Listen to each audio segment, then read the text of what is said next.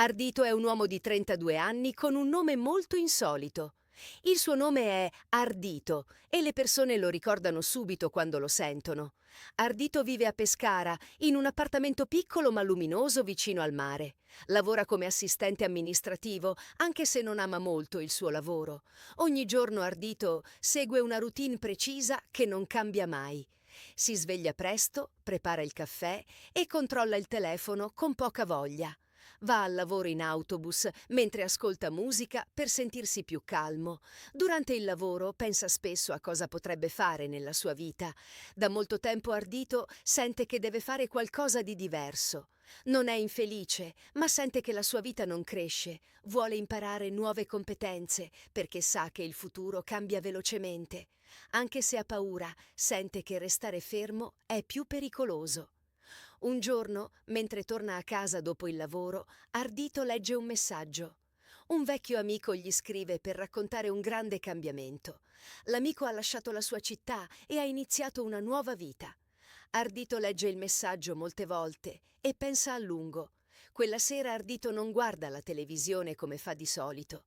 Si siede al tavolo e scrive idee su un quaderno vecchio. Scrive cosa vuole, cosa deve fare e cosa può imparare. Capisce che il primo passo è prendere una decisione chiara. Dopo alcuni giorni di riflessione, Ardito decide di agire. Decide che seguirà un corso di formazione a Firenze. Il corso dura 6 mesi e richiede molto impegno personale. Ardito sa che non sarà facile, ma vuole provarci davvero. Prima della partenza, Ardito parla con la sua famiglia. I suoi genitori sono preoccupati, ma lo supportano. Dicono che il cambiamento fa paura, ma porta crescita.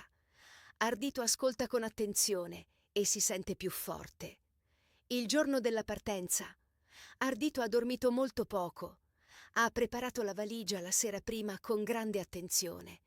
Dentro ha messo vestiti, documenti, libri e il quaderno. Quel quaderno ora è molto importante per lui.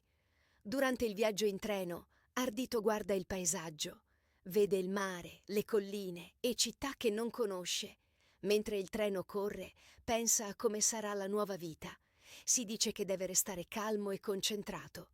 Quando arriva a Firenze, la città lo colpisce subito. Le strade sono piene di persone, turisti e studenti. Ardito si sente confuso, ma anche molto curioso. Cammina lentamente perché vuole osservare tutto bene. Nei primi giorni del corso, Ardito si sente in difficoltà. Le lezioni sono intense e richiedono molta attenzione continua. A volte non capisce tutto, ma fa molte domande. I docenti lo aiutano e lui inizia a migliorare. Con il passare delle settimane, Ardito cambia atteggiamento. Diventa più sicuro quando parla e quando studia. Fa amicizia con altri studenti che hanno storie simili. Insieme condividono dubbi, speranze e piccoli successi. Dopo alcuni mesi, Ardito ha imparato molto più del previsto. Non solo nuove competenze, ma anche più fiducia personale. Capisce che il cambiamento non elimina la paura. Tuttavia, la paura non controlla più le sue scelte. Alla fine del corso, Ardito riceverà nuove opportunità. Non sa ancora dove lavorerà o dove vivrà. Sa però che ora può scegliere con più consapevolezza. Questo pensiero lo rende finalmente sereno. Ardito guarda Firenze dalla finestra della sua stanza. Sorride lentamente perché sente di essere cambiato davvero. Scrive nel quaderno una frase che non dimenticherà. Il coraggio cresce quando accetti di muoverti,